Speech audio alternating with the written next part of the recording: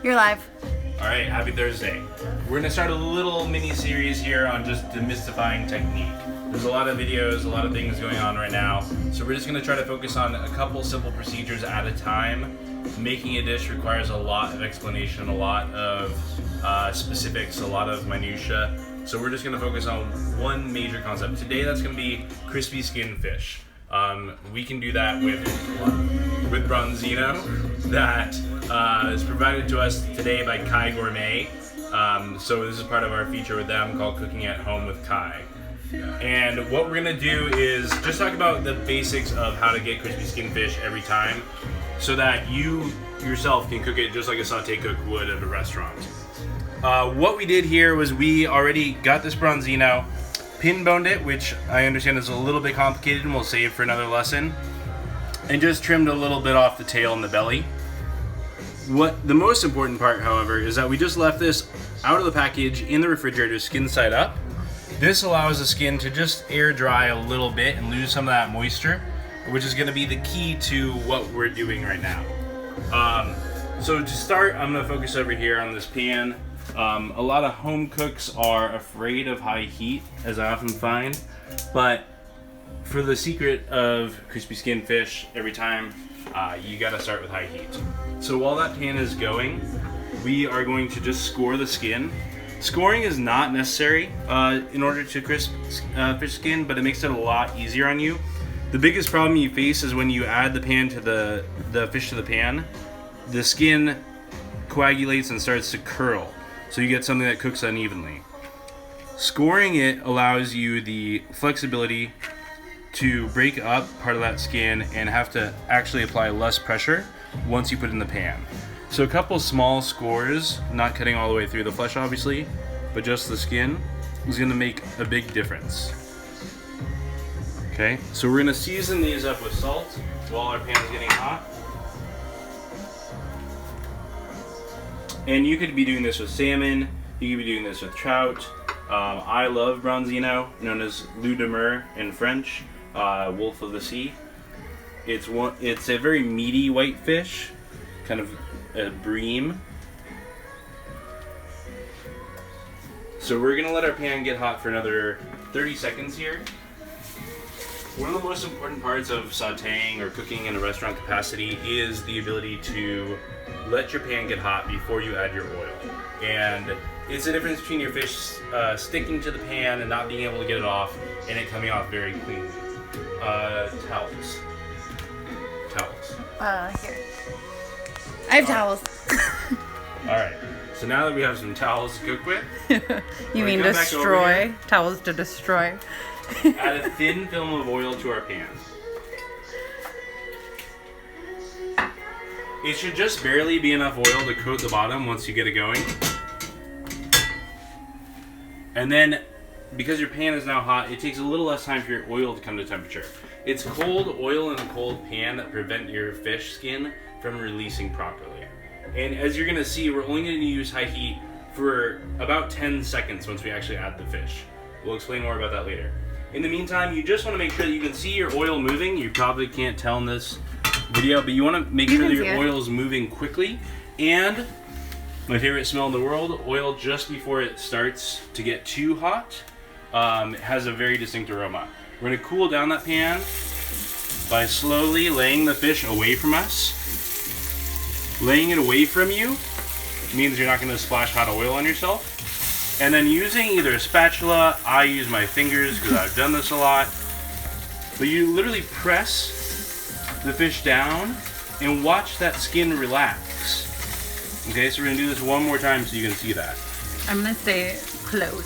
So again, you're gonna start laying the side near you down first, and then slowly laying it away from you. Now if I don't do anything, it curls up like that, right? That's the problem. So it just is gonna take about 10 seconds of pressing that fillet down. And this is where the scoring really helps you out.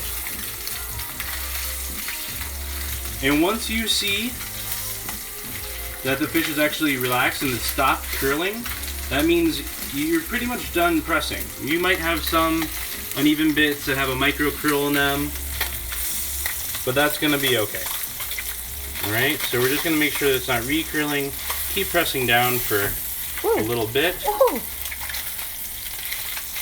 And you just want to make sure the fish feels totally relaxed. Going into a little mini shavasana before it dies. Okay? We've been doing a lot of yoga. Alright. Alright, so now that they're set in there, this is, I kind of lied, this is where the 10 seconds starts. It takes a good amount of time to press it down. But now, we're really just using that high heat for the fish. That's just going to set the skin. A big misconception about crispy skin, whether it be chicken, whether it be fish, etc., is that you're actually trying to sear it the whole time. That's not the case. So now we're going to turn that flame down way low as we possibly can. Because if you keep it high for the whole time, yeah, I'm using even the lowest possible flame here. If you keep it high for the whole time, all you're going to get is burnt skin and undercooked fish. So now that we have this set, and we can tell that it's done moving, it's actually relaxed, and we turn the pan all the way to low as humanly possible, not humanly, as stove range possible, then we're just going to let it ride. You're in no danger of burning your skin now because the heat's nice and low, and we're just going to watch that opaque color grow up the side of the fillet. So in salmon, it's going to go from a red to a pink. On a Branzino, it's going to go from translucent, white to opaque white. And you got all the time now. So you just want to make sure your pan's not cooking unevenly, maybe move it around. If your burner is pretty even, you shouldn't have to. But you can let this sit for a good 5 minutes probably. In a restaurant, this is where you would, after you have your fish set, do other things to make the set. So in our case, we have some saffron flavored couscous. Yum. Okay, that we just made earlier. So we're just going to take some of that, put that on the bottom of the plate. And any questions about anything else that we did, including making the couscous, pin boning, etc., just message and we'll explain further. But we really just want to highlight one of my favorite things to do, which is make sure that skin is perfect. Alright, so we got some couscous, we got some yogurt, some Greek yogurt that has some garlic and some honey in it. That's going to be our sauce, essentially. All these videos that we might do, we want to just feature staples, things that you could buy and keep in your cupboard for a while. So going back over the fish, you can now see that opaque white has taken over the majority of the outline of the fish, and you're starting to see browning along the actual skin. So at this point, we're looking pretty good. We're going to sneak in here and just check. If it releases nicely, then we're doing a good job. If it doesn't, then it just needs more time. Oh, that's pretty. Alright, so it just needs a little more time. I'm going to turn it up ever so slightly. Now that we've been riding low for a minute, we can understand exactly what the fish needs. But by cooking it on one side like this, if you have a thin fillet, you're never going to have to use the oven. You're just going to let it cook up about 75 to 80% of the way on this skin side, and then we're just going to flip it and barely kiss the other side. If this was a thicker fillet, imagine like a thick fillet of salmon or swordfish or something, Opa, it would still need, a good 5 minutes in the oven depending on the size. But for something this size, you're going to be fine with no oven time whatsoever. Antler Addiction is asking if we can do this style without the skin. I wouldn't recommend it. The skin really protects the actual fillet from drying out, and it protects it from feeling overcooked.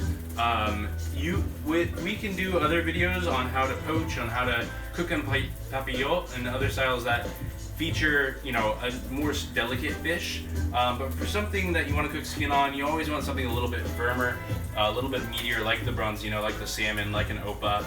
Those fish do really well with this type of technique. And Kai has some really good offerings for both versions, whether you want skin on or skin off. So feel free to check out their website, kaigourmet.com. But like Brian mentioned, we are using a Branzino with the skin on for the crispy skin exercise or tutorial or whatever we're calling it today. Alright, so we're going to take a look at this guy. Now, you might want to flip it onto a plate. I'm going to use my hands because they're pretty tested at this. So you can see that we got skin skin that's dehydrated. We don't want to actually sear all that skin. We just want to dehydrate it. So now my fillet is mostly cooked through. There's just a little bit raw left on the top. And our skin, when you touch it, actually feels crispy and not soggy. Just gonna lay that fillet back down in the pan for about 10 seconds. Just a short kiss. Just a short kiss. And that's all you need. We're gonna take that, set that on our saffron couscous. We'll come back and check our other guy.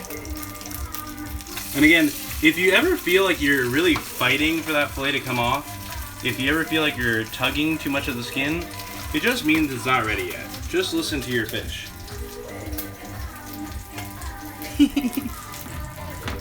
So we're gonna give this guy another 5 to 10 seconds.